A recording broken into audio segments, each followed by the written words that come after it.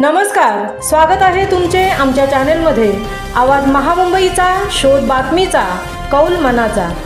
चला तर मग आमचे चॅनल शेअर करा, लाईक करा आणि सबस्क्राइब करा। धन्यवाद। जागतिक आदिवासी दिन पोलादपूर येथे उत्साहात साजरा। पारंपरिक वेशभूषेत शोभायात्रा, सांस्कृतिक कार्यक्रमांना उत्स्फूर्त प्रतिसाद।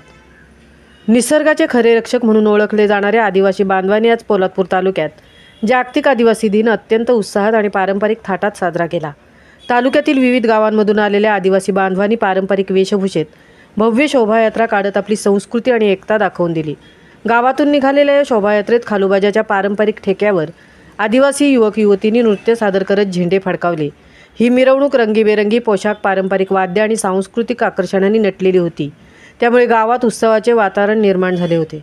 या विशेष दिनानिमित्त कॅप्टन विक्रमराव मोरे सभागृहात आयोजित कार्यक्रमात मोठ्या संख्येने आदिवासी बांधव सहभागी झाले होते।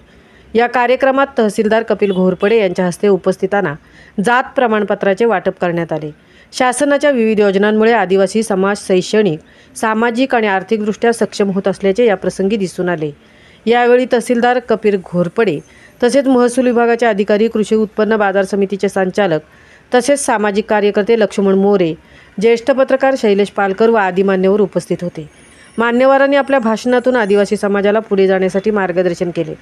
राज्याचे नवीन मंत्री नामदार भरतशेठ गोगावले हे विशेष कामानिमित्त मुंबईत असल्यामुळे त्यांच्या वतीने लक्ष्मण मोरे यांनी उपस्थित राहून आदिवासी बांधवांना नामदार साहेबांच्या शुभेच्छा दिल्या।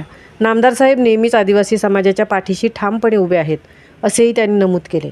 संपूर्ण कार्यक्रम पारंपरिकतेची जाणीव ठेवत सामाजिक एकतेचा आणि संस्कृतीच्या जपणुकीचा संदेश देत अत्यंत उत्साही वातावरणात पार पडला।